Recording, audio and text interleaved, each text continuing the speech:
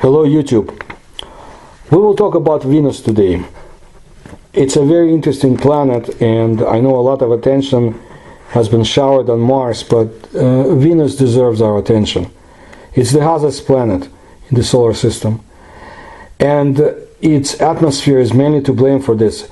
It consists of 97% carbon dioxide, and this is one of the most powerful greenhouse gases that can retain heat. The temperature on Venus is about 480 degrees Celsius. That's enough to melt lead. Even Mercury, the planet closest to the Sun, is not so hot. Venera, Russian for Venus, was the name given to the series of space probes that the Soviet Union built between 1961 and 1984 to study Venus, both its surface environment and atmosphere. In 1978, Venera 11 and Venera 12 were launched. Their goal was to study the planet and interplanetary space. However, none of the devices were able to photograph the fiery beauty, as the camera's covers did not open. It took about an hour for the vehicles to descend to the surface. Venera 11 managed to work for 95 minutes, and Venera 12 a little more than its partner, 110 minutes. It is noteworthy that with the help of these stations, a powerful flash of gamma radiation was recorded with its subsequent pulsations, and thus a gamma pulsar was observed for the first time, the source of which, according to modern science, are neutron stars. In 1982, Venera 13 joined the party, so to say, and would perhaps return with the biggest scientific loot of the Venera probes. This included panoramic photographs and the first ever color photos of another planet's surface. It also drilled into the surface and analyzed the soil inside an airlock using an X-ray fluorescence spectrometer. 3 more probes were launched as part of the Venera program until it wrapped up in 1984. Other spacecraft for different agencies have since flown by and orbited Venus for various purposes, but as far as I know, we have not been back to the surface since. Again, my knowledge is just like yours. I'm not privy to government programs that don't advertise their projects. So, here is what's interesting. Chief researcher of the Russian Space Institute of the Soviet Academy of Sciences, whose last name is Xanfomality, during the processing of the photographs, found strange objects, which there he considered the forms of life unknown to us. The images taken on Venus in the 1980s by Soviet landing probes show moving objects that may have the properties of living beings, according to Leonid Xanfomality. Again, he was a chief researcher in the Institute of Space Research of the Russian Academy of Sciences. Objects of noticeable sizes from a decimeter to a half a meter have been detected, appearing, changing, or disappearing. The accidental appearance of images of which it's difficult to explain due to noise.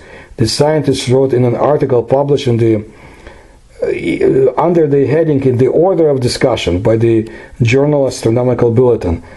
Well, look, in the 1970s and 1980s, the Soviet scientists carried out a number of successful missions to explore Venus, during which the first ever images of its surface were obtained, invisible from Earth due to constant dense cloud covering the planet's atmosphere.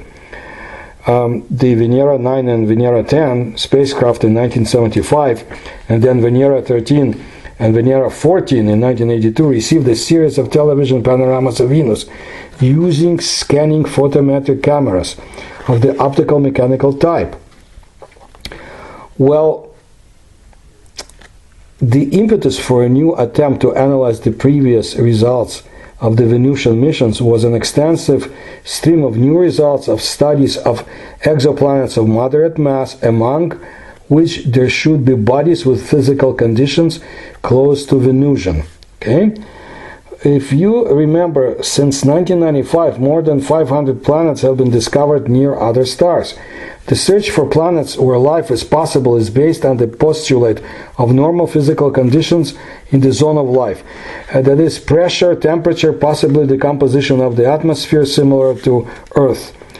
But shouldn't such an approach be considered as earthly chauvinism, so to say? In other words, is the possibility completely excluded that the life forms can exist under completely different conditions inherent in many exoplanets? Asked Leonid Xanfomality. In his opinion, the possibility of the existence of life at a relatively high temperatures should not be completely excluded, despite the fact that experimental data of this kind are not yet available. In his article, the scientists analyzed the images from Venus 13 and Venus 14. His greatest attention was attracted by the 9 panoramas from Venus 13 transmitted on March 1st, 1982 for 2 hours and 6 minutes. In this panoramic photo, so to say, Xanfomality found several objects that appear and disappear in a series of consecutive images. I want to repeat that. Among them are a disk that changes its shape, a black flap that appeared in the first picture at the cone to measure the mechanical properties of the soil and then disappeared, as well as a scorpio in its structure resembling large terrestrial arachnids or insects.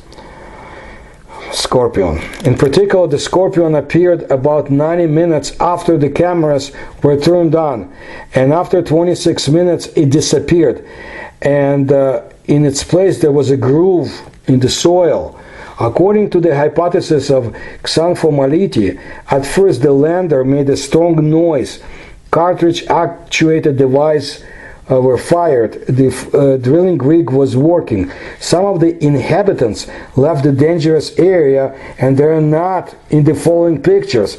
But some of them, for example the scorpion, were covered with soil thrown out during landing, and they slowly got out of it, which explains the hour-and-a-half delay in their appearance. Without discussing the existing ideas about the impossibility of life in the conditions of Venus, we will make a bold assumption that morphological science still suggests that some of the objects found have the properties of living beings, wrote down the Soviet scientist. He noted that his article does not include other similar materials obtained from the analysis of data from Venus 13 and other devices of the Venus series, which the scientists planned to publish separately. Well, according to the explanation of Leonid Xanfomality, doctor of physical and mathematical sciences, who passed away in 2019, the images taken 37 years ago show the movement of extremely strange objects on the surface of Venus. The alleged scorpion, for example, was observed for 1.5 hours, 1.5 hours, and then it disappeared from the camera's field of view. Listen to this. NASA very quickly found an explanation for this fact. After all, they probably have a whole special unit in store for such cases. That's according to some Russian observers. And in the case of the data received from the Vikings, who found possible traces of the existence of life on Mars, these guys worked very quickly. They declared the results obtained to be product of chemical reactions of non-biological origin, and they curtailed all such work until better times, which have not yet come. So NASA told the world that a certain disk that seems to be moving on the surface of Venus is a landscape, and the scorpion-like creature, the central part of the photo, is actually a hindrance, a fluctuation in the operation of the TV camera. And in fact, there is nothing there. I want to bring your attention that this is the same NASA that not long ago did not even notice a huge asteroid coming towards Earth. You know, with all due respect, I don't think NASA knows everything. Let's forget for a moment about the existing theories about the impossibility of life on Venus. Let's safely assume that the morphological features of the objects allow us to assume that they are alive, stated Leonid Xanfomality.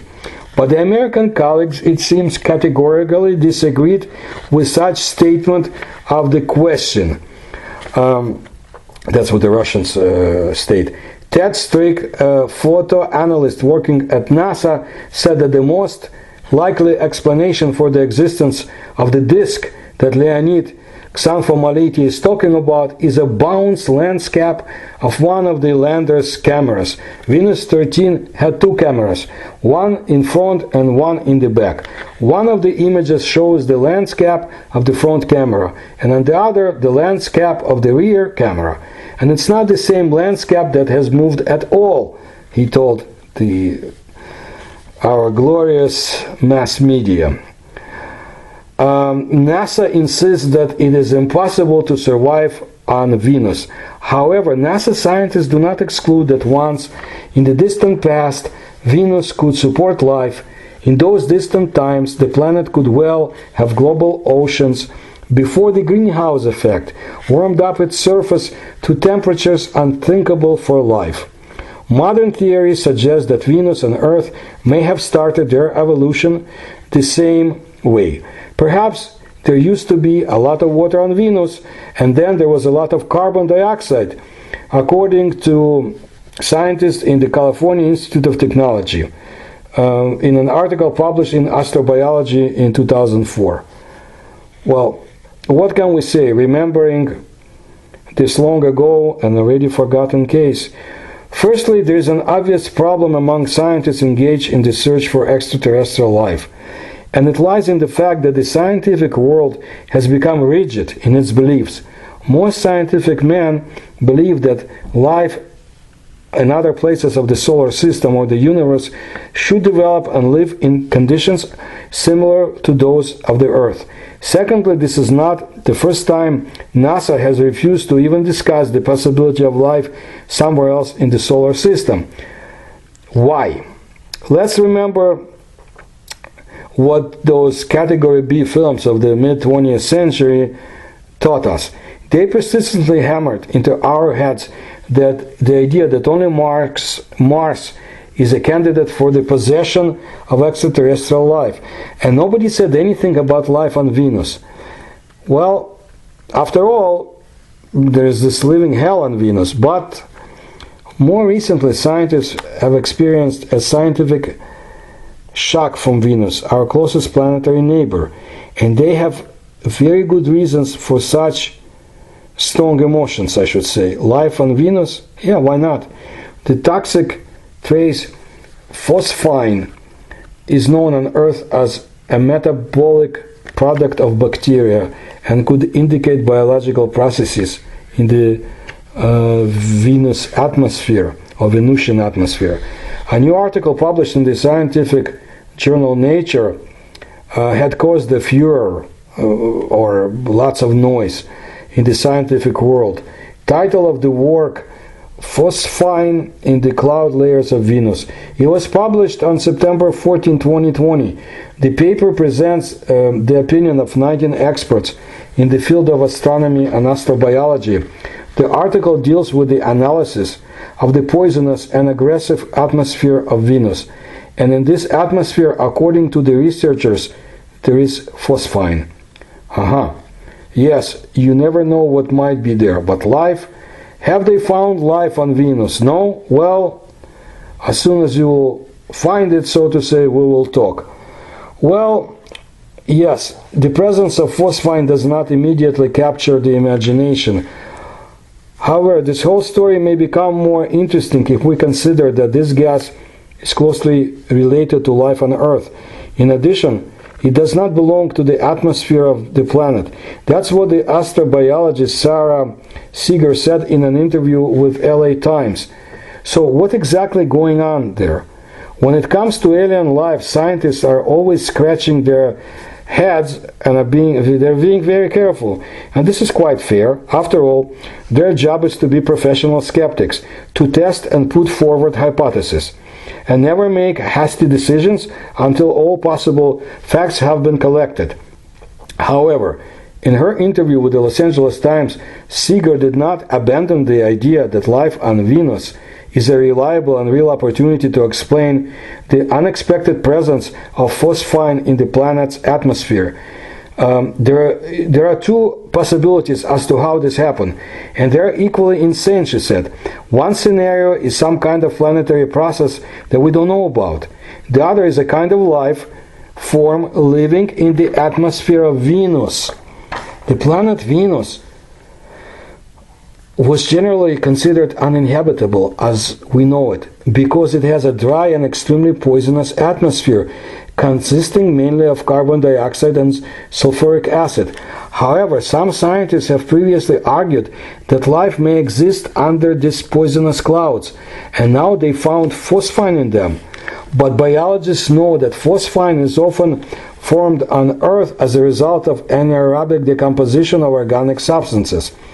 The scientists who made this discovery say that their article should be read carefully, very carefully, because at the moment the existence of life on Venus is unconfirmed fact. After all, phosphine can also appear as a result of non-biological processes. Apart from being produced in industrial processes, phosphine, a colorless, smelly gas, is known to be made only by some species of bacteria that survive in the absence of oxygen. The presence of phosphine in the atmosphere of Venus is something that was not expected and is unexplained. Any presence of phosphorus in the atmosphere was expected to be in oxidized forms. Well, again, in a paper published in Nature Astronomy, a team of scientists have reported traces of phosphine in concentrations of approximately 20 parts per billion. Scientists have been careful to emphasize that as of now, there is no confirmation of the presence of life on Venus. It could be getting produced by natural processes that we, as of now, are not aware of. Okay? So they're very careful scientists, but you gotta read between the lines. Now let's look at some other interesting Venusian phenomena.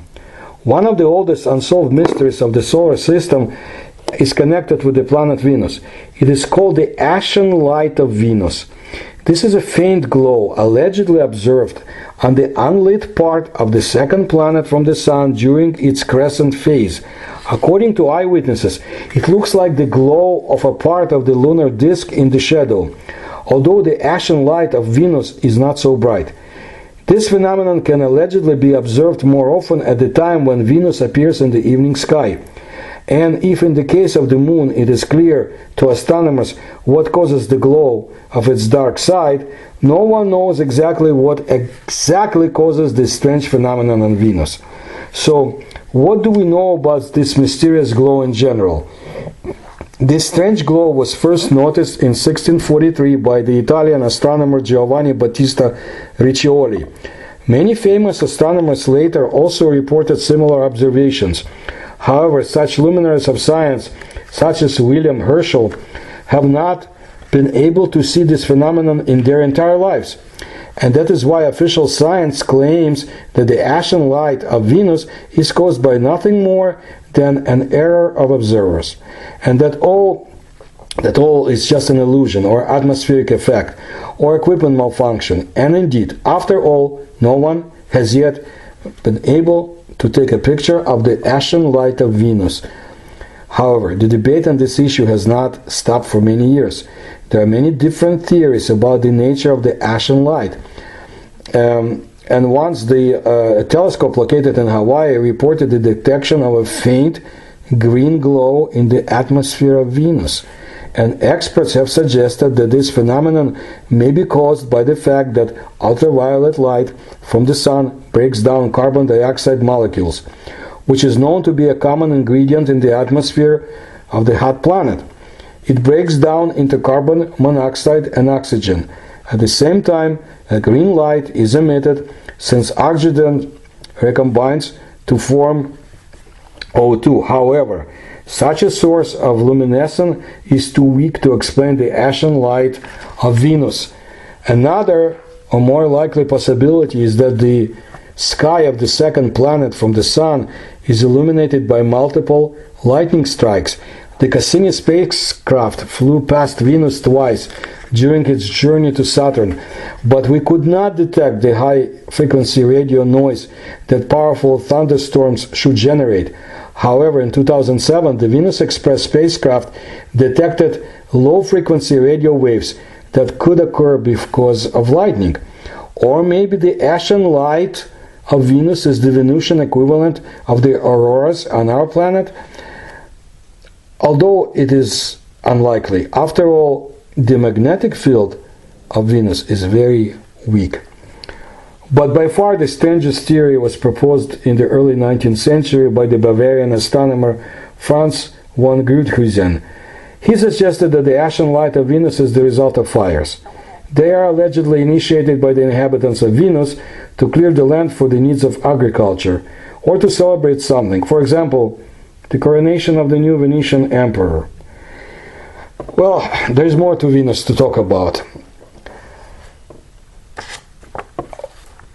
It is very interesting and important and disturbing question raised by the story of satellite of Venus, which at one time was confidently accepted as a member of the solar system. Not fewer than 33 observations of it by 15 different astronomers were recorded during the 17th and 18th centuries, beginning with Fontana in Naples on November 11, 1645. In the year 1761 alone, 18 observations of the object were made. Some of these sightings were by well-known observers, who even today have a reputation for reliability. Thus Cassini, director of the Paris Observatory and discoverer of Cassini's division in Saturn's rings, wrote in his journal in August 28, 1686, at 4:14 a.m., while examining Venus with a telescope of 34 feet focal length, I saw 3/5 of its diameter to the east, an ill-defined light which seemed to imitate the phase of Venus, but its western edge was more flattened. Its diameter was nearly 1/4 that of Venus. I observed it with attention for a quarter an hour. When, on quitting the telescope for 5 minutes, I could not find it again, the dome being too bright. In 1773, the German astronomer Johann Lambert calculated the orbit of the satellite of Venus. He found that it revolved about its primary in 11 days 5 hours, at a mean distance of 661 by 2 radii of the planet, in an orbit whose eccentricity was 0.195. Widespread interest was aroused when Lambert announced these results to the Berlin Academy of Sciences. The King of Prussia, Frederick the Great, proposed that the satellite be named after his friend, the French astronomer mathematician Jean Lambert. The latter prudently declined the honor, explaining that his place on Earth was so insignificant that he had no ambition for one in disguise. Yet nothing can be more certain than no such sizable satellite exists. It has never been seen since 1768. Veteran observers of Venus such as Schroeder, William Herschel, and Mädler could not find it. More recently, Barnard, whose interest in satellites was marked, made many observations of Venus with telescope without finding any companion, any satellite to Venus. Currently, scores of amateurs every year scrutinize Venus with telescopes more powerful than those with which the supposed satellite was seen, without coming upon this object. So it was there and then they disappeared, flew away in the 18th century. Earth has the moon, Mars has 2 moons, and even tiny Pluto has 3 satellites. So how many satellites does Venus have? Well, Venus has no natural satellites today. However, it is possible that Venus did have natural satellites in the past. Perhaps the biggest evidence that Venus once had a natural satellite is its current rotation.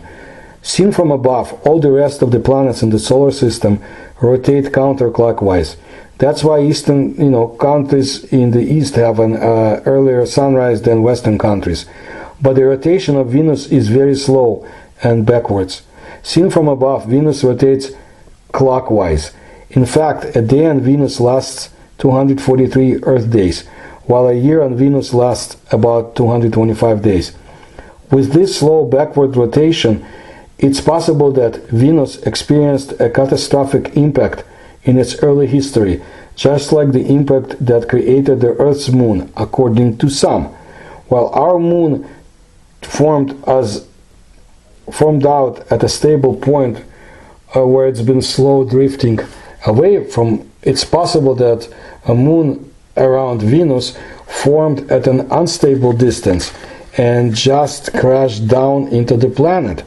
It is also possible that Venus captured an asteroid or two in the past, as astronomers believe happened with Martian moons Phobos and Deimos. By the way, you can see my videos about Phobos, when it was in the sky, when it was not, and all the strange things about Martian moonlets and their artificial creation, according to some.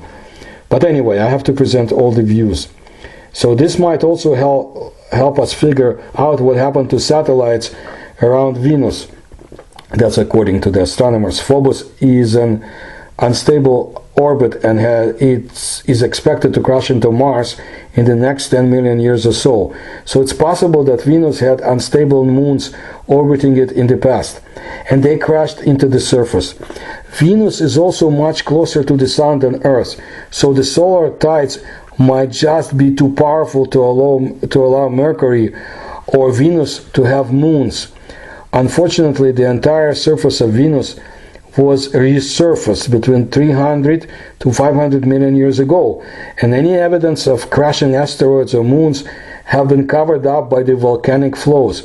So perhaps we'll never know if Venus ever had satellites, unless the satellite comes back in one form or another, but we'll talk about it later.